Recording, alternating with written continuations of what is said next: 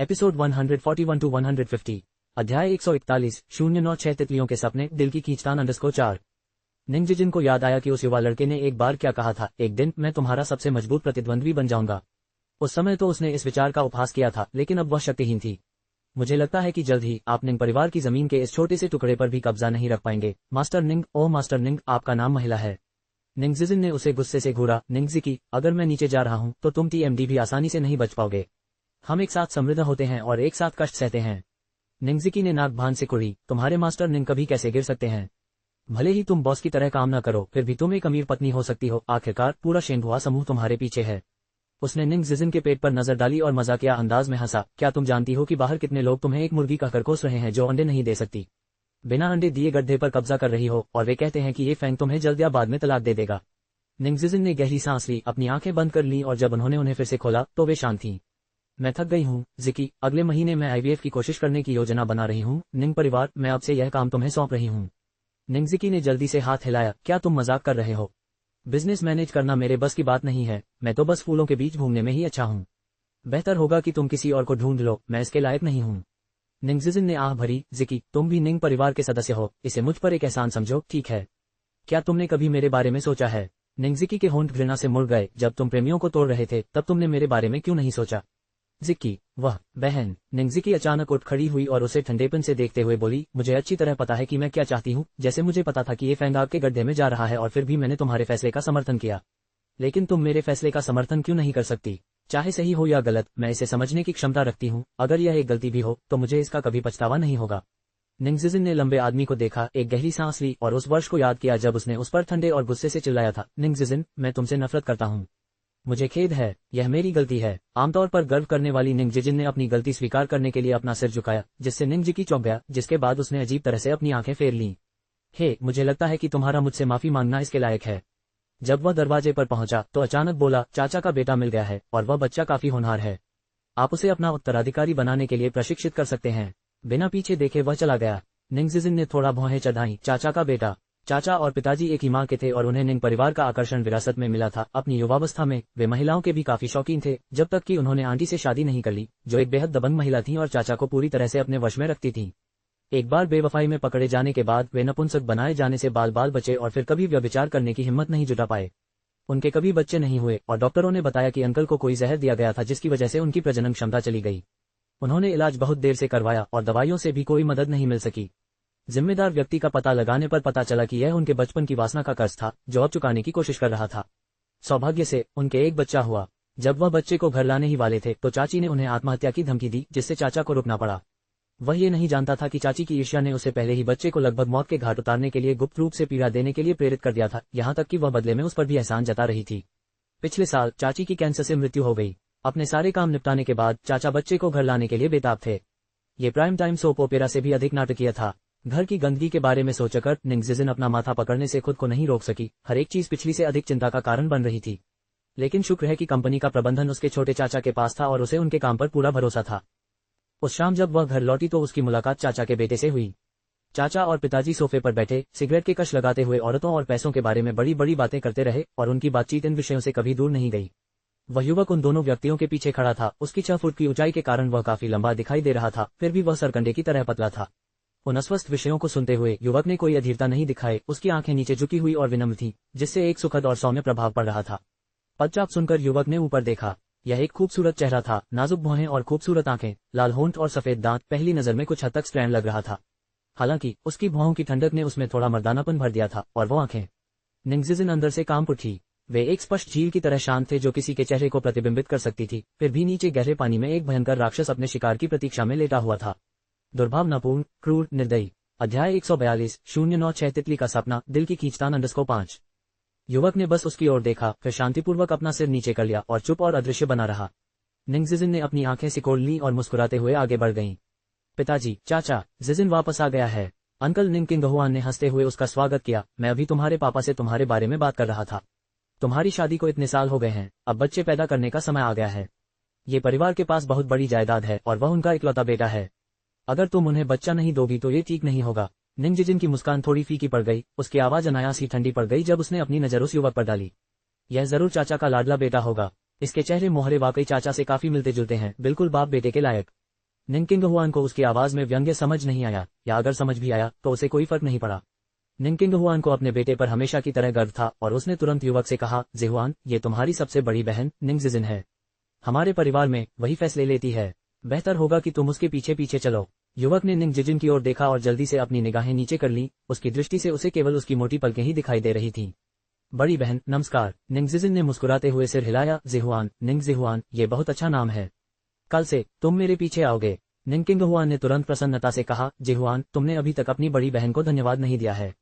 जिहुआन को यहाँ लाने का इरादा तो यही था, लेकिन निंग किंगहुआन को उम्मीद नहीं थी कि सब कुछ इतनी आसानी से हो जाएगा। उसने खुशी खुशी सोचा कि जिहुआन वाकई एक भाग्यशाली सितारा है। धन्यवाद बड़ी बहन, युवक ने झुकी हुई आंखों से उत्तर दिया। उसकी आवाज में किशोरावस्था की कर्कशता झलक रही थी, शांत किंतु अंतहीन उदासीनता से भरी हुई।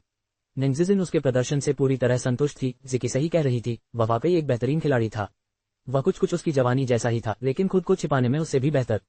वह बेसब्री से इंतजार कर रही थी कि उसकी आंखों में छिपा खतरा किस तरह की उथल पुथल मचाएगा। वह अपनी जवानी में भी ऐसी ही थी, बिना पहले कुछ तोड़े कभी पुनर्निर्माण नहीं करती थी, और उसे भी उसके जंगलीपन का डर था। इसलिए उसे उस लड़के से बहुत उम्मीदें थीं, और वह निंग परिवार के लिए एक नई उम्मीद लेकर आने की उम्मीद कर रही थी। इस समय उसे इस बात का कोई अंदाजा नहीं था कि यह शांत सुंदर युवक भविष्य में एक व्यक्ति के लिए पूरे शहर को बर्बाद कर देगा, और खंडहरों के बीच निंग परिवार, जिसकी वह सबसे अधिक परवाह करती थी। यदि उसे पता होता कि परिणाम ऐसा होगा, तो क्या वह फिर भी वही चुनाव करती? जवाब था, हाँ। तैयार हो जाओ, हम आज रात कहीं जा रहे हैं। भू चुनरोंग ने इस दिन का पूर्वानुमान लगाया था, इसलिए पोशाक पहले से ही तैयार कर ली गई थी। एक छोटा सा गुलाबी गाउन, देखने में प्यारा और मनमोहक। बाई शियांग का चेहरा एक बच्ची जैसा था, और ये दिखावटी राजकुमारी शैली उसके लिए पूरी तरह से अनुकूल थी। जब वह मुस्कुराती थी तो उसके गालों पर पड़ने वाले गड्ढे दिखाई देते थे, जो उसे देखने वालों के दिलों को मीठा कर देते थे। भू चुनरोंग ने मुस्कुराते हुए सिर हिलाया। मेरा जियांग बहुत सुंदर है। बाई शियांग ने अपनी पोशाक को पकड़े हुए दर्पण में देखते हुए एक पश्चिमी शिष्टाचार का प्रदर्शन किया और अपने प्रतिबिंब से कहा, मेरे राजकुमार, वहीं रहो और मेरा इंतजार करो कि मैं तुम्हें ढूंढ लूं। भू चुनरोंग ने उसे पहनाने के लिए एक क्रिस्टल टियारा निकाला, लेकिन उसने सिर हिला दिया। मैं इसे नहीं पहनना चाहती। उसने वैनिटी का दराज खोला और एक खूबसूरत डिब्बा निकाला। इसे खोलने पर वहां एक जटिल कारीगरी से बना हुआ भव्य तितली हेयरपिन पड़ा था।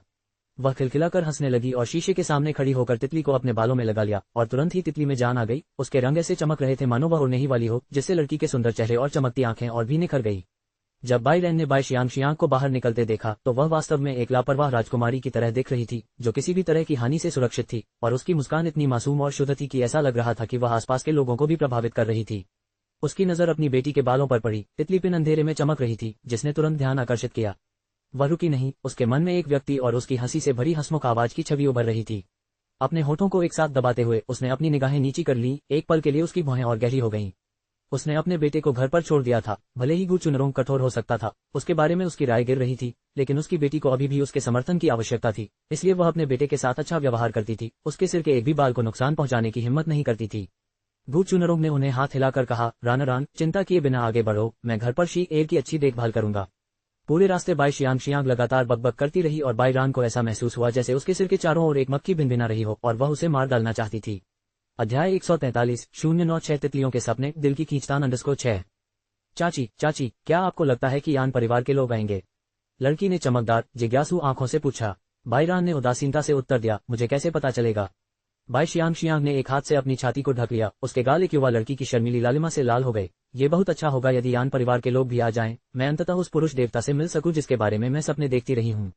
वसंत की लालसा से भरी एक लड़की की तरह बाई रान अपने होठों को सिकोड़ने से खुद को नहीं रोक सकी। ओह, आपका पुरुष देवता! बाई शियांग ने तुरंत जोर से सिर हिलाया। ये सबसे बड़े यंग मास्टर यान सोंग हैं। आपको नहीं पता कि वे हमारे स्कूल में कितने लोकप्रिय हैं। लगभग सभी लड़कियां उन पर फिदा हैं, मुझ समेत। मैंने उन्हें बास्केटबॉल खेलते देखा है और वे वाकई बहुत अच्छे हैं। अगर वे मुझसे बस एक शब्द भी बोल दें तो मैं खुशी खुशी मरने को तैयार हूं। लड़की के बोलने के तरीके से पता चलता है कि वह प्यार के लिए तड़प रही थी और सब कुछ जोखिम में डालने को तैयार थी। बाई रान ने उसे देखा और अनजाने में मुस्कुरा दी। उन्हें आना चाहिए, मुझे लगता है कि आपकी इच्छा पूरी हो जाएगी। बाई शियांग ने तुरंत उत्साह से अपना चेहरा ढक लिया। उसके गाल लाली से जल रहे थे। बहुत गर्मी महसूस होने पर उसने कार की खिड़की नीचे कर दी और कार की धीमी गति के साथ ठंडी हवा अंदर आने लगी, जिससे उसके चेहरे की गर्मी धीरे धीरे कम होने लगी। वह खुद को कार की खिड़की से टिकाए बिना नहीं रह सकी। उसकी निगाहें हसरत भरी निगाहों से आसमान की ओर थीं, जहां डूबता सूरज मानो मदहोश सोने की तरह अपनी आभा उस पर धीरे धीरे बिखेर रहा था। तितली मानो हवा में उड़ने को तैयार हो, सुनहरी रोशनी से चमक रही थी, उज्ज्वल, चकाचौंध करने वाली और सूर्यास्त की तरह ही मादक। एक काली साधारण सी सेडान कार वहां से गुजरी। कार के अंदर बैठे व्यक्ति ने बिना ज्यादा सोचे समझे उस पर नजर डाली, लेकिन अचानक वह स्तब्ध रह गया और ध्यान भटकने के उस क्षण में कार पहले ही दूर जा चुकी थी। गाड़ी रोको, उस आदमी ने कहा। उसने शायद ही कभी इतना कठोर व्यवहार दिखाया हो। ड्राइवर ने घबराहट में जल्दी से गाड़ी सड़क के किनारे लगा दी। वह आदमी कार से बाहर निकला और बिना कुछ सोचे समझे उस दिशा में भागा जहां से कार आई थी। उसके कदम मजबूत और शक्तिशाली थे, फिर भी उसकी चाल से एक गहरी बेचैनी झलक रही थी, मानो वह किसी स्वप्न के पदचिन्हों पर चल रहा हो, अथक प्रयास कर रहा हो। वह तितली जो अक्सर उसके सपनों में आती थी, उसके सारे दुखों और खुशियों को अपने में समेटे हुए, वह उसे पकड़ना चाहता था, फिर भी वह हमेशा उससे दूर रहती थी। मत जाओ। हालांकि कार पहले ही यातायात में गायब हो चुकी थी और वह आदमी खोया हुआ सा खड़ा रुक गया। उसकी अकेली आकृति हलचल भरे शहर की गर्मजोशी के बिल्कुल विपरीत थी। काफी देर तक खड़े रहने के बाद वह मुड़ा और चला गया। उसके दुबले पतले शरीर से दृढ़ संकल्प झलक रहा था। मास्टर हान, ड्राइवर ने संकोच से कहा। उसकी आवाज कांप रही थी। वह व्यक्ति उदासीनता से अपने कपड़ों की हल्की सी सिलवटों को चिकना कर रहा था। उसकी जैद जैसी शांति से बर्फीले जैद जैसी शीतल शांति निकल रही थी। चलो चलें। रात की ठंडी हवा और सर्दी की ठंड से प्रभावित उसकी आवाज से अनायास ही सिहरन पैदा हो जाती थी। ड्राइवर ने जल्दी से कार स्टार्ट कर दी। आदमी की नजर खिड़की पर गई। एक एक करके जलती हुई नियॉन लाइटों को देख रही थी। बदलते हुए प्रतिबिंब उसके जैद जैसे चेहरे पर टिके हुए थे। उसके लाल होठों के कोने थोड़े ऊपर उठे हुए थे और उसकी गहरी आंखें कोमलता से भरी हुई थीं। आज रात हुआडू होटल में बहुत चहल पहल थी। 6 बजे से ही एक के बाद एक लग्जरी कारें आती रहीं और केवल टेलीविजन पर दिखाई देने वाली कई हस्तियां भी वहां पहुंची। यून परिवार का कितना प्रभाव है। यून शेन की बात करें तो वे वाकई एक अद्भुत व्यक्तित्व थे। उनके साहसिक सुधारों ने जी की कई पिछली परियोजनाओं को रोक दिया और हालांकि उन्हें कुछ वरिष्ठों का विरोध भी झेलना पड़ा, लेकिन दुर्जयी यूनशेन के सामने वे एक बूंद के समान ही थे। बाद में यूनशेन ने रियल एस्टेट उद्योग पर अपनी नजरें गड़ा दी और उसके सबसे निराशाजनक दौर में कदम उठाए। यूनशेन खुद भी निश्चित रूप से व्यापार की प्रतिभा से संपन्न थे। 10 साल के विकास के बाद यून देश की सबसे बड़ी रियल एस्टेट कंपनी बन गई। चूंकि रियल एस्टेट क्षेत्र फल फूल रहा था और राष्ट्रीय आजीविका और अर्थव्यवस्था से गहराई से जुड़ा हुआ था, इसलिए कोई भी अंदाजा लगा सकता था कि यूनशेन के हाथों में कितनी दौलत थी। उनकी भारी संपत्ति और आकर्षक परिपक्वता के कारण मनोरंजन जगत में उनके घोटालों की खबरें छपना आम बात थी, जिनमें सबसे चर्चित था बाईरान और कांगजेंसे के साथ उनका प्रेम त्रिकोण। पत्नी और मालकिन के बीच का झगड़ा पत्नी के पीछे हटने के साथ ही खत्म हो गया और बाद में अफवाहें फैली कि बाईरान का बेटा यूनशेन का था ही नहीं। कहा जाता था कि यूनशेन ने एक बड़ी और चमकीली हरी टोपी पहन रखी थी। कुछ लोगों ने कहा कि दोनों प्यार के लिए साथ नहीं थे और शादी के बाद दोनों ने अपनी अपनी मर्जी से काम लिया, एक दूसरे के कामों में दखलंदाजी नहीं की। कुछ लोगों ने यूनशेन के किसी और के बच्चे को पालने का मजाक उड़ाया, जिससे पता चलता है कि उनका दिल कितना बड़ा है। इस मामले की दूसरी नायिका कांगजेंसे ने निश्चित रूप से इस बदनामी का फायदा उठाया और मनोरंजन जगत में एक आकर्षक प्रेमिका की छवि बनाई। हालांकि कई महिलाएं उसे दुष्ट और घर तोड़ने वाली कहकर तिरस्कृत करती थीं, लेकिन पुरुष उसे पूजते थे और उसे देवी का दर्जा देते थे। अध्याय 144-09-6 तितली का सपना, दिल की खींचतान _7। पुरुषों को बुरी महिलाएं पसंद आती हैं, ठीक उसी तरह जैसे महिलाओं को बुरे पुरुष पसंद आते हैं। इस बात से इनकार नहीं किया जा सकता कि यह हीन भावना पुरुषों की हड्डियों में समाई हुई है। आज रात यूनशेन का हाथ थामे बैठी महिला कांगजेंसे थी। मीडिया आहें भरने से खुद को नहीं रोक पाया। वह शायद इतिहास की सबसे जबरदस्त मालकिन है। फिर भी 10 साल बाद भी वह शीर्ष पर नहीं पहुंच पाई। यह एक दुखद कहानी है। यूशू ने भोज के दौरान प्रचार के लिए मीडिया को आमंत्रित किया था, लेकिन उन्हें कार्यक्रम स्थल में प्रवेश की अनुमति नहीं थी और वे केवल बाहर रेड कारपेट पर ही तस्वीरें ले सकते थे। कल की सुर्खियों के लिए बस इतना ही काफी होगा। वहां निजी उद्यमी थे, ए लिस्ट सेलिब्रिटीज, सरकारी अधिकारी। यह एक चकाचौंध भरा दृश्य था। अंत में मेयर यान का परिवार उपस्थित हुआ। मेयर यान के परिवार को बेहद खूबसूरत कहा जा सकता है। अगर वे मनोरंजन उद्योग में कदम रखते तो उन मासूम और नए चेहरे वाले या परिपक्व अभिनेताओं के पास क्या मौका होता। वे मिनटों में छा सकते थे। एक युवा रिपोर्टर ने महिला के बगल में चल रहे लंबे और खूबसूरत युवक को पहचान लिया और अपना मुंह ढकने से खुद को रोक नहीं पाए। क्या वह देश के दिलों की धड़कन नहीं है? हे भगवान, वह तो मेयर यान का बेटा है। एक अनुभवी पत्रकार ने उसे थप्पड़ मारा और धीमी आवाज में चेतावनी दी, अगर तुम्हें कल नौकरी से निकाल दिया जाना है तो जाओ और तस्वीरें खींचती रहो। युवा महिला रिपोर्टर रुक गई और इधर उधर देखने लगी। उसके सहकर्मी, जो कुछ पल पहले जोर जोर से तस्वीरें ले रहे थे, अब नीचे देख रहे थे और अपने कैमरों से ऐसे छेड़छाड़ कर रहे थे मानो उन्होंने उस बेहद खूबसूरत परिवार को देखा ही न हो। वह झिझकी, फिर उसे कुछ एहसास हुआ और उसने उस खूबसूरत युवक की तरफ फिर से देखा और फिर चुपचाप खींची हुई तस्वीरें मिटा दी। इस धंधे में कुछ चीजें, कुछ लोग ऐसे होते हैं जो हमेशा के लिए अछूत वर्जित होते हैं। अपनी मनमर्जी में मत फंसो और निष्पक्षता की शिकायत मत करो, ये हकीकत है। यानके ने मीडिया की ओर देखा और मुस्कुराकर उनका अभिवादन किया, लेकिन किसी ने उनकी ओर ध्यान नहीं दिया क्योंकि सभी अपने कैमरों में व्यस्त थे, जिससे वह अवाक रह गए। यान सोंग ने हंसते हुए कहा, आप खुद से आगे निकल रहे हैं। अचानक मुस्कुराते हुए यानके उसके पास आया और बोला, भाई, क्या तुम देश के दिलों की धड़कन नहीं हो? पत्रकार तुम्हारी तस्वीर क्यों नहीं ले रहे? या तुम्हारा खिताब सिर्फ एक बेकार की प्रतिष्ठा है? यान सोंग ने तिरस्कार से कहा, देश का दिल धड़काने वाला। मुझे घिनौना कहने के लिए इसका इस्तेमाल मत करो। उसने उन लड़कियों के बारे में सोचा जो उन्हें मोहग्रस्त निगाहों से घूर रही थीं और उसे पति कहकर पुकारने से उसे बुरी तरह उबकाए आ रही थी। अरे यार, उसके भाई का सफाई के प्रति जुनून शारीरिक से मानसिक तक बढ़ गया था। सफाई प्रेमी से लेकर बिल्कुल अजीब तक। भाई, मुझे सच में आश्चर्य हो रहा है कि तुम्हारी होने वाली पत्नी तुम्हारे साथ कैसे रहेगी। ये तो उसे पागल कर देगा। यानके ने उसे अजीब भाव से देखा, मानो उसे अपनी होने वाली भाभी का दुखद भाग्य पहले से ही दिखाई दे रहा हो। यान सोंग का चेहरा सख्त हो गया और उसने अपना चेहरा दूसरी ओर फेर लिया और ठंडे स्वर में कहा, तुम क्या हो कौवा, इतनी बकवास कर रहे हो। जुआंग शियुए ने दोनों भाइयों को बातें करते हुए देखा और खुद को ये पूछने से नहीं रोक सका, आप लोग किस बारे में बात कर रहे हैं। यान के पास आया और मुस्कुराते हुए अपनी मां को अपनी बात बताई। जूंग जियुए खुद को यान सोंग की तरफ देखे बिना नहीं रह सका। युवक ने काले रंग का सूट पहना हुआ था, उसकी 185 सेमी की ऊंचाई उसके पतले और सीधे शरीर को और अधिक उभार रही थी, विशेष रूप से उसकी लंबी टांगें, जिससे सूट पैंट कटे हुए पतलून की तरह लग रहा था, जिससे टखने का खिंचाव दिख रहा था और फैशन का स्पर्श भी आ रहा था।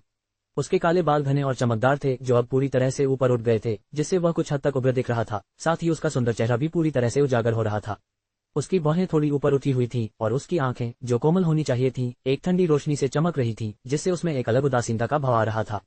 उसकी ऊंची नाक और थोड़े सिकुड़े हुए पतले होंठ मिलकर देवताओं द्वारा रची गई किसी उत्कृष्ट कृति जैसे लग रहे थे, जो रचयिता की कृति के प्रति विस्मय का भाव जगा रहे थे। इस समय युवक की बाहें थोड़ी सिकुड़ी हुई थीं, जिससे वह प्रसन्न दिख रहा था, लेकिन फिर भी वह इतना आकर्षक था, ये लड़कियों को फिर से चीखने के लिए पर्याप्त था। जूंग जियुए को लगा कि उसके बेटे के व्यक्तित्व में कुछ गड़बड़ है। न सिर्फ सफाई के प्रति उसका जुनून चरम पर पहुंच गया था, बल्कि उसका स्वभाव भी अजीबोगरीब और सनकी हो गया था, इतना कि उसकी मां यानी जूंग जियुए उसे समझ नहीं पा रही थी। वह अनायास आह भर उठी, उसे संभालने के लिए कैसी बहू ढूंढे। ये सोचते हुए जूंग जियुए ने फिर से आह भरी। यानके ने जुआंग जियुए को आंख मारी, मां, चिंता करने की कोई जरूरत नहीं है, मैं आपको बता दूं। वह झुक गया और जुआंग जियुए के कान में कुछ फुसफुसाया, जिससे उसकी आंखें चमक उठीं। कौन है, किस परिवार की बेटी है। जब तक वह अपने शैतान बेटे को वश में कर सकेगी, वह उस लड़की के साथ पूर्वज जैसा व्यवहार करने को तैयार रहेगी। यानके को कुछ सूझा और उसकी आंखों में उमड़ता उत्साह तुरंत गायब हो गया। उसने चुपचाप सिर झुका लिया, उसे समझ नहीं आ रहा था कि अपनी मां को कैसे समझाए। जैसे ही वे होटल की लॉबी के प्रवेश द्वार के पास पहुंचे, पीछे से अचानक शोर मच गया। अध्याय 145 096 तितलियों के सपने, दिल की खींचतान _8। जूंग जियुए ने एक नजर देखने के लिए अपना सिर घुमाया। ये निंग जिजिन थी जो सामने आई थी, मनोरंजन उद्योग में किसी भी स्टार की तुलना में अधिक प्रसिद्ध महिला, न केवल इसलिए कि वह निंग परिवार की मुखिया थी, बल्कि शेंहुआ क्राउन प्रिंस ये फैन के साथ उसके रिश्ते के कारण भी, जिसने हर दूसरे दिन मनोरंजन समाचार बनाया। आज रात निंग जिजिन अकेली आई थी। कोई भी आसानी से अंदाजा लगा सकता था कि कल की सुर्खियां वैवाहिक परेशानियों की अफवाहों से भरी होंगी। दरअसल इस जोड़ी की शादी को 8 साल हो गए थे और कोई बच्चा नहीं हुआ था। ये परिवार, जिसकी इतनी बड़ी विरासत है और उसे एक ही वारिस को सौंपने की परंपरा है, स्वाभाविक रूप से संतान की चाहत रखता होगा। अफवाह थी कि ये फैंग की मां पहले से ही अपने बेटे पर तलाक के लिए दबाव डाल रही थी। निंग जिजिन कब तक टिक सकता था। दिल के मामलों में कभी कोई इंसाफ नहीं होता। औरतें हमेशा पुरुषों से कहीं ज्यादा सहती और त्याग करती हैं। बेचारी निंग जिजिन, जिंदगी भर मजबूत औरत, क्या वो आखिरकार प्यार के आगे समझौता कर लेगी। यान सोंग ने पीछे मुड़कर देखा, लेकिन उसकी नजर निंग जिजिन पर नहीं पड़ी, बल्कि उसके बगल में खड़े एक युवा लड़के पर पड़ी। लड़के ने उसकी ओर देखा, उसकी शांत आंखें बिल्कुल मासूम और पवित्र लग रही थीं। यान सोंग ने अपनी आंखें सिकोड़ लीं और किसी कारणवश लड़के के बारे में उसकी पहली धारणा बहुत बुरी थी। वह लड़के को नापसंद करता था, यहाँ तक कि एक सहज घृणा भी महसूस करता था कि यान सोंग ने आगे जांच करने की जहमत नहीं उठाई। उसने हमेशा अपने दिल की सुनी थी, किसी को नापसंद करने का कोई औचित्य नहीं होता। अपनी नजरें हटाते हुए वह चमकदार रोशनी वाले हॉल में चला गया। लड़के ने अविचलित होकर अपनी निगाहें हटा लीं और उसके होठों पर धीरे धीरे एक हल्की सी मासूमियत भरी मुस्कान उभर आई। एक टैक्सी आकर रुकी और पत्रकार, जिनका दिन समाप्त होने वाला था, अपनी हंसी रोक नहीं सके। टैक्सी में बैठकर ऐसी पार्टी में जाना, आप कितने गरीब हो सकते हैं। धीरे धीरे कार का दरवाजा खुला और बर्फ सी सफेद पोशाक का एक टुकड़ा बाहर आया। रात की हवा धीरे धीरे बह रही थी, पोशाक के किनारे को एक शानदार प्रेत की तरह ऊपर उठा रही थी। अगले ही क्षण सफेद वस्त्र पहने एक व्यक्ति धीरे धीरे कार से बाहर निकला। एक क्षण में चमकदार चांदनी भी मन पड़ गई, क्योंकि वह पतली आकृति रात के अंत में खड़ी थी और असीम संध्या को विस्मित कर रही थी। 3 सेकंड तक चकाचौंध रहने के बाद पत्रकारों के कैमरे लगातार चमकने लगे। युवा लड़की ने अपने सामने भव्य और शानदार होटल को देखा, उसकी आंखों में गर्मजोशी के साथ एक सौम्य मुस्कान थी, लेकिन उस कोमल लहर के नीचे एक उपहासपूर्ण शीतलता छिपी थी, जो हड्डियों तक चुभती थी। रात की पार्टी अभूतपूर्व रूप से भव्य कही जा सकती है, जिसमें जियांग जुओ के लगभग हर प्रतिष्ठित व्यक्ति ने भाग लिया। जुआंग जियुए ने सुगंध और सुंदरता के दृश्य को देखा और उपहास करने से खुद को नहीं रोक सका। उसके आने का उद्देश्य स्पष्ट था, सबके सामने युनशु को उसे स्पष्टीकरण देना होगा। ऊपर के विश्राम कक्ष में कांग जिनिक्सियन ने दर्पण में अपना प्रतिबिंब देखा और धीरे से मुस्कुराए। उसके एक कंधे वाले बैंगनी गाउन में उसके गोरे गोल कंधे साफ दिखाई दे रहे थे, जिससे वह बेहद पवित्र और मासूम लग रही थी। उसका नाजुक रूप एक ताजा मुलायम लिली की तरह था, जो चुपचाप खड़ी, कोमल और गतिशील थी। सोंग यिरेन मुस्कुराए और सिर हिलाया, आह जियान, तुम सचमुच बहुत खूबसूरत लग रही हो।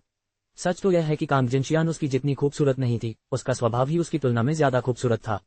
सोंग यिरेन तो बस यूं ही तारीफ कर रही थी। कांग जिनिक्सियन अपने प्रतिबिंब को देखते हुए कुछ विचलित दिखाई दी। पिछली रात की घटनाएं स्पष्ट रूप से वर्तमान प्रतीत हो रही थी। उनका आलिंगन धुएं की गंध से भरा हुआ था, चौड़ा और गर्म। उस सुबह जब वह उठी तो वह जा चुका था। क्या वह जानबूझकर उससे बच रहा था? उसके दिल में उदासी की लहर दौड़ गई। क्या इसलिए कि वह अपनी बहन जितनी सुंदर नहीं थी और इसीलिए उसने उसे कभी उसकी असली पहचान नहीं दी?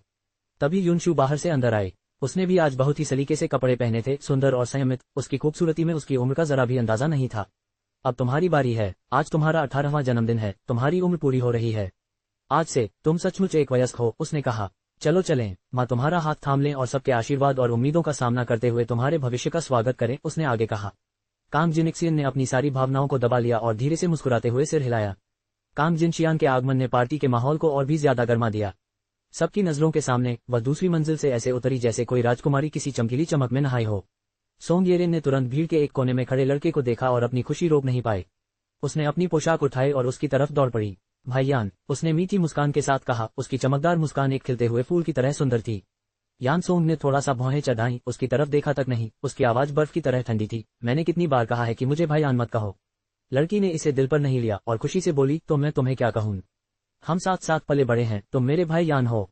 अचानक नाराज होकर यान सोंग ने उसकी ओर भयंकर निगाहों से देखा। उसकी निगाहें एक आदमखोर जानवर की तरह खतरनाक थीं, जिससे सोंग येरेन का दिल डर से धड़कने लगा। मैंने कहा था कि मुझे ऐसा मत कहो और तुम मुझे ऐसा नहीं कहोगे। क्या तुम बहरे हो? वह झल्लाया। सोंग येरेन की आंखें आंसुओं से भर आईं।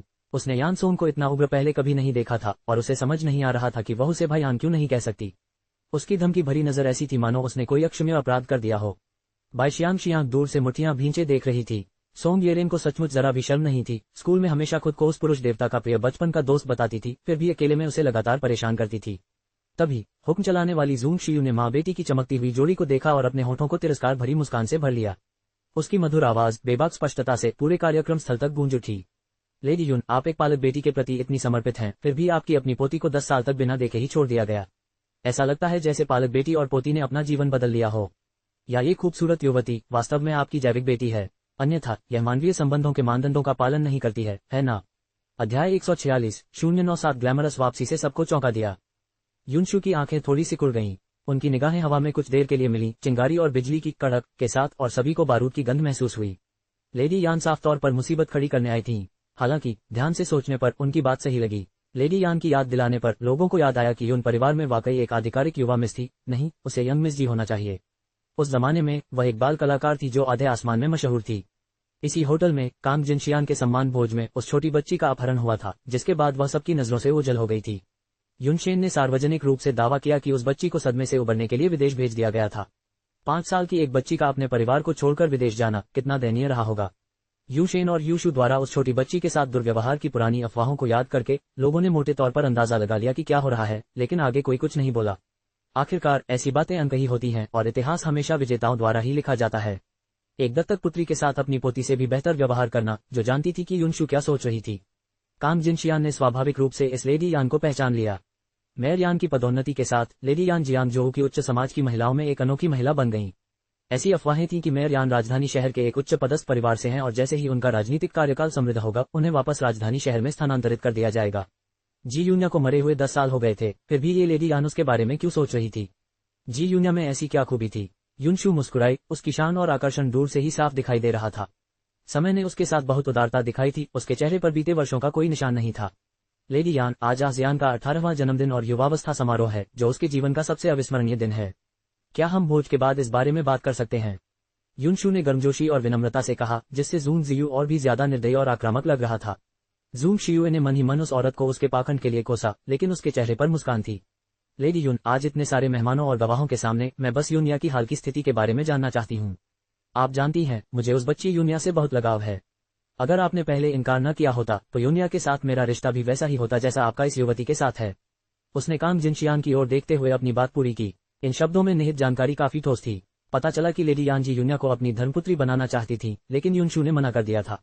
कितने लोग लेडी यान की धर्मपुत्री बनने का सपना देखते हैं, फिर भी युनशु ने इसे क्यों ठुकरा दिया? युनशु को उम्मीद नहीं थी कि दूसरा पक्ष इतना जिद करेगा। उसने मन ही मन ठहाका लगाया, जी यूनिया, वो कमीनी बच्ची तो कब की राख हो चुकी है और तुम्हारी मनचाही योजनाएं नाकाम ही होंगी। ये जी यूनिया कौन है? सोंग येरेन ने भौहें चढ़ाई, सहज रूप से उस व्यक्ति को नापसंद करते हुए।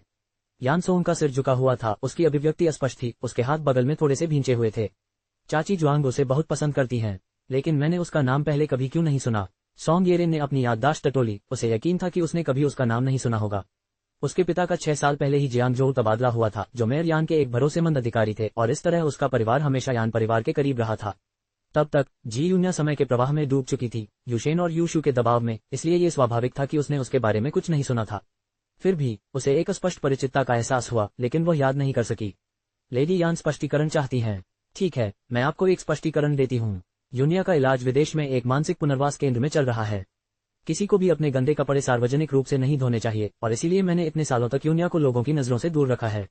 उसने सहानुभूति बटोरने के लिए वाकपटुता से कहा। बाइरन एक कोने में खड़ा था, उसका सिर थोड़ा नीचे झुका हुआ था, उसकी आंखों में उपहास का भाव झलक रहा था।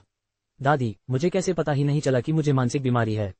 तभी अचानक एक अलौकिक और कर्कश आवाज गूंजी। अप्रैल की सबसे सुकून देने वाली बसंती हवा या हल्की हवा में झूमते पोपला बिलों की तरह उसमें एक अवर्णनीय आलस्य और आकर्षण था, जो हर कान में गूंज रहा था और लोगों के दिलों को झंकृत कर रहा था। यह आवाज इतनी अप्रत्याशित थी कि वहां उपस्थित सभी लोग क्षण भर के लिए स्तब्ध रह गए। दादी शब्द सुनते ही युनशु को एक बुरा पूर्वाभास हुआ। इस दुनिया में सिर्फ वही व्यक्ति उसे इस नाम से पुकारेगा। उसने आंखें सिकोड़कर देखा, उसकी उंगलियां बेकाबू होकर कांप रही थीं। वह आवाज, यानसोंग का दिल धड़क उठा, उसने उत्सुकता से सिर घुमाया। उसकी नजरों के सामने एक सफेद आकृति धीरे धीरे आ रही थी, उसकी पृष्ठभूमि में एक अंतहीन रात थी। काले और सफेद का एकदम विपरीत प्रभाव था, मानो अंधेरे में सबसे चमकीला तारा या किसी भूदृश्य चित्र में सबसे गहरी स्याही। उसकी पुतलियों में प्रतिबिंबित होकर ये दुनिया का सबसे मनमोहक दृश्य बन गया। अध्याय 147-097 ग्लैमरस वापसी से सबको चौंका देना _2। उसके हर कदम के साथ उसकी पोशाक का किनारा नृत्य की तरह लहराता था और उसका शरीर धुंध की एक परत में लिपटा हुआ अलौकिक और आश्चर्यजनक रूप से शांत प्रतीत होता था। क्लैक क्लैक क्लैक, उसके कदमों की आवाज सीधे दर्शकों के दिलों पर पड़ती प्रतीत हुई। चमकती रोशनी के बीच उसके हर कदम के साथ अंततः उसकी आकृतियां दिखाई देने लगीं। ऐसी मंत्रमुग्ध कर देने वाली सुंदरता सचमुच किसी को भी प्रशंसा में आहें भरने पर मजबूर कर देती है। हाथ कोमल रतालू के समान मुलायम, त्वचा जमे हुए दूध के समान मलाईदार, गर्दन पतंगे के एंटीना के समान सुंदर, दांत तरबूज के बीज के समान सफेद, अर्धचंद्र के समान भौहों की सुंदरता और एक आकर्षक मुस्कान, उसकी चमकदार आंखें मोहक। नहीं, वह ऐसी सुंदरता थी जिसका वर्णन सबसे सुंदर शब्दों में भी नहीं किया जा सकता। प्राकृतिक सौंदर्य और आकर्षण, सभी रोमांटिक आकर्षण को समेटे हुए एक ऐसी सुंदरता जो शहरों को हिला सकती है, हर पहलू एकदम चित्र परिपूर्ण। एक ही समय में सभी की आंखों में आश्चर्य की लहर दौड़ गई। ये युवती कौन थी? वह रुक गई, अपनी जगह पर शान से खड़ी हो गई। उसकी चमकदार आंखें धीरे से ऊंचे मंच पर बैठे युनशु पर टिकी थी, जिसका चेहरा धीरे धीरे पीला पड़ रहा था, और एक कोमल मुस्कान के साथ उसने कहा, दादी, मैं आपको आश्चर्यचकित करना चाहती थी, इसलिए मैं विदेश से चुपके से वापस आ गई। आप पहल करने के लिए मुझे दोष नहीं देंगी, है ना? यह कोई आश्चर्य की बात नहीं थी, यह एक झटका था। उसकी नजर काम जिनशियान पर पड़ी, जो एक तरफ खड़ा था, और उसका चेहरा ऐसा था मानो उसने कोई भूत देख लिया हो, और एक बेहद मनमोहक मुस्कान के साथ उसने कहा, आंटी आजियान, 18वां जन्मदिन मुबारक हो। क्या आप मुझे देखकर खुश हैं? शुक्र है कि मैं समय पर पहुंच गई, वरना आपके वयस्क होने के समारोह में शामिल न हो पाना जिंदगी भर का अफसोस होता। उसकी आवाज मधुर और व्यवहार चंचल और चंचल था, जो देखने वालों को भा रहा था और देखने वालों के चेहरों पर हल्की सी मुस्कान ला रहा था। यूनिया ने सिरों का पीछा किया और युनशेन से आंखें मिलाईं, जो कांग जिनसे के बगल में खड़ी थी। उसके होठों पर मुस्कान गहरी हो गई और उसकी चमकीली आंखें और भी साफ हो गईं। पिताजी, मैं वापस आ गया हूँ। विदेश में बिताए इतने सालों में एक भी दिन ऐसा नहीं बीता जब मुझे आपकी याद न आई हो। वह सचमुच उसे बहुत याद करती थी, उसकी मृत्यु की कामना करती थी। युनशेन ने अपने होंठ कसकर बंद कर रखे थे, उसकी आंखें गहरी और गहरी थी जब वह यूनिया को देख रहा था। उनकी ठंडी धार उस कड़कती हवा की तरह थी जो किसी के चेहरे को दर्द कर देती है। फिर भी यूनिया ने बस कोमलता से मुस्कुराकर उस तीव्र दबाव को सहजता से दूर कर दिया। स्वर्गीय परी की तरह लंबी और पतली खड़ी युवा लड़की को देखकर कांग जिनिक्सियन को अपने अंगों में एक ठंडक महसूस हुई, जैसे कि वह एक अथाह खाई में गिर गई हो। कल चैनल स्टोर में जिस लड़की से उसकी मुलाकात हुई थी, उसका अंदाजा सही निकला, वो असल में जी यूनिया थी। वो मरी नहीं थी। 10 साल बाद वो वापस आ गई थी। ये कैसे हो सकता है? यह कोई भ्रम ही होगा, यह कोई भ्रम ही होगा। उसने बेतहाशा आंखें मली, सिर हिलाया। यह कोई भ्रम ही होगा। जी यूनिया की 10 साल पहले मृत्यु हो गई थी। हालांकि जब उसने फिर से आंखें खोली तो उसे गहरी काली आंखों का एक जोड़ा मिला, जो एक सौम्य मुस्कान से भरी हुई थी।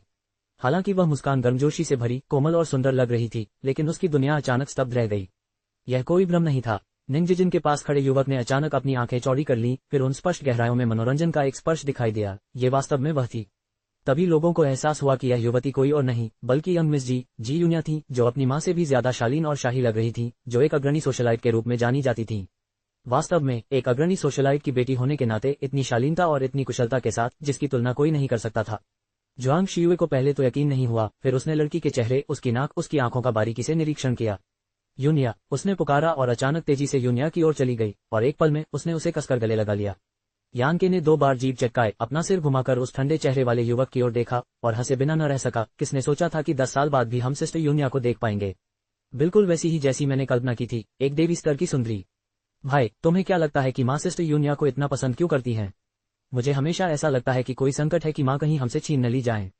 यानसोंग ने अपने होठों को कसकर दबाया, उसकी निगाहें सफेद आकृति पर टिकी रहीं, और फिर कुछ परेशान होकर उसने अपना सिर नीचे कर लिया, अपने हाथों को मुट्ठी में कसकर भींच लिया, यानके की बातों को पूरी तरह से अनदेखा कर दिया। सोंग यिरेन ने कभी सोचा भी नहीं था कि यह वही लड़की होगी जिससे एक दिन पहले चैनल स्टोर में उनका झगड़ा हुआ था। दुनिया वाकई बहुत छोटी थी और ऐसा लग रहा था कि लेडी यान का उसके साथ एक अनोखा रिश्ता था जिससे उसे कुछ घुटन सी महसूस हो रही थी। क्या बात है, ये सफेद कमल कैसे हो सकता है? धिक्कार है। यान सोंग ने अचानक उसकी तरफ देखा, उसकी आंखों में एक जानलेवा तीव्रता थी, मानो वह अगले ही पल उसकी गर्दन तोड़ देगा। सोंग येरेन ने अनजाने में अपनी गर्दन सिकोड़ ली, उसकी आवाज कांपती हुई बोली, यान। सोंग, तुम मुझे ऐसे क्यों देख रहे हो? यान सोंग ने अपने होठों को ऊपर की ओर मोड़ा, उसके चेहरे पर तुरंत एक लुभावनी भव्य आकर्षण आ गया जिसने सोंग येरेन को मंत्रमुग्ध कर दिया। भले ही उसने तिरस्कारपूर्वक अपनी निगाहें वापस खींच लीं। ये गर्म आलिंगन, जो लंबे समय से अनुपस्थित था, उसके शरीर से आती हल्की सुगंध के साथ युन्या की नाक में दुख की एक झलक महसूस हुई। अध्याय 148 097 आश्चर्यजनक वापसी, शानदार वापसी _3। चाची जून जुआंग शियुए ने उसे और भी कसकर गले लगाया और उत्साहित होकर कहा, युन्या, ये वास्तव में तुम हो? युन्या, यह मैं हूँ आंटी जुआंग, मैं वापस आ गया हूँ। किसी तरह इस दृश्य ने वहां उपस्थित कई लोगों की आंखों के आसपास खटास पैदा कर दी। सू जियुआन ने अपनी भौहें उठाईं, ऐसा लग रहा था जैसे वह समझ रही हो। हालांकि यह अभी भी कुछ हद तक अविश्वसनीय था, लेकिन उसके सामने मौजूद तथ्य ने उसे बताया कि एक समय की युवा मिस जी युनशेन की बेटी अंतर्राष्ट्रीय स्तर पर प्रसिद्ध डॉक्टर निक्स थी। उसे यकीन नहीं हो रहा था कि जी युन्या को सचमुच यूशु ने स्वास्थ्य लाभ के लिए विदेश भेजा था और न ही वहां मौजूद बाकी लोगों को। उन दोनों के बीच की अंतर्धाराएं तो सभी देख सकते थे, लेकिन किसी ने भी सच्चाई जानने की कोशिश नहीं की। आखिरकार जी युन्या तो लौट ही आई थी। लेडी सू ने आह भरते हुए कहा, वह सचमुच जीलानी की बेटी है, उस चेहरे, उस फिगर और स्वभाव के साथ जो उस जमाने की जीलानी से भी बेहतर है। केवल उसके जैसी कोई ही नंबर 1 सुंदरी की उपाधि की हकदार है। उसके बगल में खड़ी एक और महिला ने सहमति में हंसते हुए कहा, जरूर, जरा उसकी पृष्ठभूमि तो देखो। उसकी माँ एक बेहतरीन सुंदरी थी और मैंने तो यहाँ तक सुना है कि उसकी नानी भी किंग राजवंश के अंत के एक कुलीन परिवार से थी। उसकी रगों में कुलीन खून बहता है, वह ऐसी नहीं है जिसकी तुलना साधारण बिल्लियों और कुत्तों से की जा सके। इस महिला ने जानबूझकर अपनी आवाज धीमी नहीं की थी और ज्यादातर लोगों ने उसकी आवाज सुनी। युनशु का चेहरा उदास हो गया और कांग जिनसे रोने ही वाला था। यह एक नग्न उपहास था। वह एक साधारण बिल्ली थी, एक साधारण कुत्ता, जबकि जी युन्या एक नेक सुंदरी थी। जी युन्या के प्रकट होते ही उसके सालों के सारे प्रयास बेकार हो गए। वह यह मानने को तैयार नहीं थी, बिल्कुल नहीं। युनशु ने गहरी सांस ली, जल्दी से मौके पर स्थिति का आकलन किया और हालांकि वह अचानक से चौंक गई थी, वह तेजी से शांत होने में कामयाब रही। उसके चेहरे पर एक सौम्य मुस्कान थी जब उसने खुद को कांग जिनसे की पकड़ से छुड़ाया और युन्या की ओर चली गई। युया, तुमने मुझे पहले क्यों नहीं बताया कि तुम वापस आ रही हो? मैं तुम्हें लेने के लिए किसी को भेज देता। तुम इतनी जल्दी लौट आई और हमने घर पर कुछ भी तैयार नहीं किया था। दादी को डर है कि हमने तुम्हारे साथ अच्छा व्यवहार नहीं किया। युन्या ने अपनी भौहें उठाई, उसकी मुस्कान और भी कोमल हो गई। दादी, क्या मुझे अपने घर वापस आने से पहले रिपोर्ट करना होगा? इस वाक्य ने एक पल के लिए युनशु के चेहरे पर एक अजीब सा भाव ला दिया, मन ही मन उस बदकिस्मत लड़की को कोसते हुए। फिर भी वह मुस्कुराते हुए आगे बढ़ी और युन्या का हाथ पकड़ लिया। ठंडे स्पर्श ने उसे अनायास ही तनाव में डाल दिया। क्या कह रही हो? चाहे कितनी भी दूर चली जाओ, घर तो तुम्हारा घर ही है। क्या ऐसा है? दादी मेरे साथ कितनी अच्छी हैं। युन्या के चेहरे पर एक भावुक भाव उभर आया, जिससे एक दयालु पोते और एक दयालु दादी का एक मार्मिक दृश्य बन गया। जुआंग शियुए ने अवचेतन रूप से भौहें चढ़ाईं, लेकिन बिना कुछ कहे एक तरफ खड़ा हो गया। तभी किसी ने कहा, अभी अभी लेडी युन ने बताया कि मिस जी विदेश में एक मानसिक स्वास्थ्य सुधार केंद्र में हैं, लेकिन मिस जी ने कहा कि वे वहां नहीं हैं। असल में क्या हो रहा है? हम सब उलझन में हैं। उस समय युनशेन के पास खड़े कांग जिनसे ने हंसते हुए कहा, और क्या हो सकता है? युन्या मानसिक रूप से बीमार है, इसलिए आंटी युन ने उसे विदेश के सबसे अच्छे मानसिक स्वास्थ्य सुधार केंद्र में भेज दिया। कौन जानता था कि वह खुद ही भागकर वापस आ जाएगी। लेकिन फिर मानसिक बीमारी से ग्रस्त कई लोग दावा करते हैं कि वे बीमार नहीं हैं। कांग जिनसे की हैसियत उस वक्त बोलने लायक नहीं थी, लेकिन वो खुद को रोक नहीं पाए। आखिरकार उसकी इज्जत पहले ही खराब हो चुकी थी, इसलिए उसे इसे और बिगाड़ने में कोई आपत्ति नहीं थी। अगर वो उस बेचारी जी युन्या को कीचड़ में रौंद सकती थी तो वो तैयार थी। ये सुनकर वहां मौजूद कई लोगों की नजरें युन्या की ओर घूम गईं। क्या ये खूबसूरत लड़की सचमुच मानसिक रूप से बीमार थी? युन्या ने हल्के से मुस्कुराया, आरोप लगाए जाने पर कोई शर्मिंदगी या झुंझलाहट नहीं दिखाई और ईमानदार और स्पष्ट आंखों से कांग जिनसे की ओर देखा। चाची कांग, मुझे उम्मीद नहीं थी कि 10 साल बाद भी आप मुझे स्वीकार करने से इनकार कर देंगी। अपना सिर हिलाते हुए वह इतनी निराश लग रही थी कि कुछ युवकों को अपनी छाती में जकड़न महसूस हुई, जो उसके माथे पर आई शिकन को दूर करने के लिए तरस रहे थे। उसके शब्दों में एक अंतर्निहित संदेश था, क्योंकि कांग जिनसे ने जानबूझकर जी युन्या को परेशान करने के लिए ऐसा कहा था। कांग जिनसे ने भौहें चढ़ाईं, जी युन्या, आप क्या बकवास कर रहे हैं? युन्या ने हालांकि चुप युनशेन की ओर देखा। पिताजी, हालांकि माँ का भाग्य आज तक अज्ञात है। आप कभी एक जोड़े थे और मैं आपसे यह उम्मीद नहीं करती कि आप उनके लिए पवित्र बने रहेंगे। चाची कांग और चाची बाई दोनों बहुत अच्छी महिलाएं हैं। यदि आप ई क्वीन और यंग की प्रेम कहानी के नक्शे कदम पर चलना चाहते हैं तो ये भी एक अच्छी कहानी बन सकती है। कई लोग हंसे बिना नहीं रह सके। लड़की की बातें अच्छी लग रही थी, लेकिन वे युनशेन की निर्दयता और चुलबुलेपन की परोक्ष आलोचना थी। लेकिन उसके शब्दों का लहजा बदल गया। लड़की ने दुख से अपना सिर हिलाया। तुम्हारे लिए यह एक अच्छी कहानी हो सकती है और आम जनता के लिए यह एक खूबसूरत कहानी हो सकती है, लेकिन उन दो महिलाओं के लिए यह सबसे बड़ा आघात है। आंटी कांग की 1 दशक लंबी बिना किसी पद की चाहत के निश्चिंत भक्ति और आंटी बाई का तुम्हारे लिए बच्चे पैदा करने का कष्ट। शायद ये बातें कहने का मेरा अधिकार नहीं है, लेकिन तुम मेरे पिता हो। 10 सालों से अलग मैंने हर पल तुम्हें याद किया है। उम्मीद करती हूँ कि तुम एक बेहतर जीवन जी रहे होगे। शायद मैं आंटी बाई के ज्यादा करीब रही हूँ और इसीलिए आंटी कांद हमेशा मुझे नापसंद करती रही हैं। यही वो नुकसान है जो तुमने दोनों महिलाओं को पहुंचाया है। ... उद्धरण चिन्ह। यूनिया ने धीरे से, गंभीरता से, दूसरों के साथ आसानी से प्रतिध्वनित होते हुए, उनके प्रति और भी अधिक सहानुभूति महसूस कराते हुए बात की। अध्याय 149 शानदार वापसी _4। युनशेन का चेहरा इतना काला पड़ गया था मानो उसमें से पानी टपकेगा। उसने थोड़ा सा आंखें सिकोड़ ली, अपने सामने खड़ी सुंदर लड़की को घूर रहा था। उसकी आंखों की गहराई में गहरी ठंडक की झलक दिख रही थी। कांग जिनसे ने उपहास किया, जी यूनिया, तुम ये नाटक किसके लिए कर रही हो? ऐसा मत सोचो कि मैं तुम्हें नहीं जानता। बस। युशेन ने अचानक उसकी बात बीच में ही रोक दी। उसकी आवाज बर्फ जैसी ठंडी थी। उसने अपना सिर घुमाया और कांग जिनसे को घूरा। वह अनजाने में कांप उठी और अनिच्छा से अपना मुंह बंद कर लिया। यूनिया की ओर देखते हुए उसकी अभिव्यक्ति सामान्य हो गई थी। यह अच्छा है कि तुम वापस आ गईं। हम घर पर जो भी बात होगी उस पर चर्चा कर सकते हैं। चलो चाची जियान की पार्टी में खलल न डालें। यूनिया ने अपने होठों पर मुस्कुराहट ला दी और कांग जिनिक्सियन की ओर मुड़ी। आंटी जियान, मुझे उम्मीद है कि मैं आपकी पार्टी में कोई परेशानी पैदा नहीं कर रही हूँ। आप मुझे दोष तो नहीं देंगी, है ना? कांग जिनिक्सियन बड़ी मुश्किल से उसकी नजरों से नजरें मिला पा रहा था। उसने दांतों तले उंगली दबाते हुए कहा, बिल्कुल नहीं। यूनिया ने सिर हिलाया। उसकी चमकदार आंखें एक बार फिर युनशेन पर टिक गईं, मानो कह रही हो, पार्टी के स्टार को भी कोई आपत्ति नहीं है, आपको और क्या कहना है? युनशु मुस्कुराया और उसका हाथ पकड़ लिया। तुम्हारी चाची जियान तुम्हारे साथ बस मजाक कर रही हैं, इसे दिल पर मत लेना। आज तुम्हारी चाची जियान का बड़ा दिन है। बाकी सब तब तक इंतजार कर सकता है जब तक पार्टी खत्म न हो जाए और हम घर वापस न आ जाएं, बंद दरवाजों के पीछे। घर वापस, बंद दरवाजों के पीछे, जो भी कहो वही होता है ना? यूनिया ने मजाकिया लहजे में सोचा। उसके होंठ व्यंग्यात्मक रूप से मुड़ गए। इस समय बायरान मुस्कुराती हुई आई और उसने यूनिया का हाथ खींचने के लिए हाथ बढ़ाया और युनशु को धीरे से एक तरफ धकेलते हुए कहा, जब तुम गई थी तब तुम एक छोटी बच्ची थी। यह विश्वास करना मुश्किल है कि पलक झपकते ही तुम कितनी बड़ी हो गई हो और भी खूबसूरत हो गई हो। अगर सिस्टर जी तुम्हें अभी देख पाती तो उन्हें बहुत सुकून मिलता। जिस सिस्टर जी का उन्होंने उल्लेख किया वह जिलानी के अलावा और कौन हो सकता है? 1 दशक से भी ज्यादा समय से गायब इस महिला को कई लोग मृत मान चुके थे। कभी गौरवान्वित और नेकदिल शीर्ष सोशलाइट, वह जियांगजू के अनगिनत युवा प्रतिभाओं की स्वप्निल प्रेमिका थी। उसे अपने रुतबे, दौलत और बच्चों को त्यागने के लिए कितने प्यार की जरूरत पड़ी होगी। बायरान के शब्दों को याद करते हुए लोगों को याद आया कि जी परिवार कितना गौरवशाली हुआ करता था। जिलानी एक समय में कितनी चमकदार थी और अब जी परिवार अतीत की बात बन गया है, जिससे नुकसान और परिवर्तन की भावना पैदा हो गई है। युनशेन पर उनकी नजर अब तिरस्कार से बेपर्दा हो गई थी। पीछे मुड़कर देखे तो वह तो बस एक बेचारा था। अगर वह जिलानी की नजर में न आता और जी परिवार में शादी न करता तो क्या आज उसके पास वह सब कुछ होता जो उसके पास है? उसने शादी के अंदर ही एक अफेयर किया, जिलानी को भगा दिया और फिर अपनी वैध पत्नी की परवाह न करते हुए अपनी रखेल को धूमधाम से अपने घर में ले आया। इतना ही नहीं, उन्होंने एल्डर जी के जीवन भर के काम, जी ग्रुप, जिसे उन्होंने बड़ी मेहनत और लगन से बनाया था, को यू ग्रुप में बदल दिया। कभी दानशील और प्रतिष्ठित जी ग्रुप मुनाफे में डूबा बेईमान यू ग्रुप बन गया था। इसके अलावा जी यूनिया, जिसका उपनाम जी था, जी ग्रुप की उत्तराधिकारी बनने की हकदार थी। इसमें कोई शक नहीं कि युशेन के पास जी यूनिया को 10 साल के लिए विदेश भेजने के अपने कारण थे। जैसे जैसे वह बड़ी होती गई उसका अस्तित्व ही सबके लिए मजाक बन गया, जिससे ये जाहिर होता गया कि यू ग्रुप कितना बेतुका और बेबुनियाद था। यूनिया ने आह भरी, कल रात मुझे माँ का सपना आया। उन्होंने मुझे पितृभक्ति न करने के लिए हरचिंगमिंग त्योहार पर दादाजी की कब्र को सूना छोड़ने के लिए डांटा। उन्होंने मुझे जीवन भर बहुत प्यार किया और मुझे बहुत शर्म आती है। फिर भी मुझे दादी की शिक्षाएं याद हैं और मैं अपनी मर्जी से देश लौटने की हिम्मत नहीं कर सकती। लेकिन ये देखते हुए कि आज चाची आजियान का 18वां जन्मदिन है, मुझे वापस आना ही था। चाची आजियान को बधाई देने, दादी और पिता से मिलने, दादाजी की कब्र पर श्रद्धांजलि अर्पित करने, अपनी पितृभक्ति व्यक्त करने के लिए। उसकी अश्रुपूर्ण विनती सुनकर हृदय विदारक हो गया। युनशेन और युनशु के चेहरे उतने ही भयानक थे जितना यूनिया ने अनुमान लगाया था। उसके होंठ थोड़े मुड़े हुए थे जैसे कि उसने अभी कुछ सोचा हो। उसने युनशेन की ओर देखा। पिताजी, मुझे आश्चर्य है कि क्या आपको वह वसीयत याद है जो दादाजी पीछे छोड़ गए थे?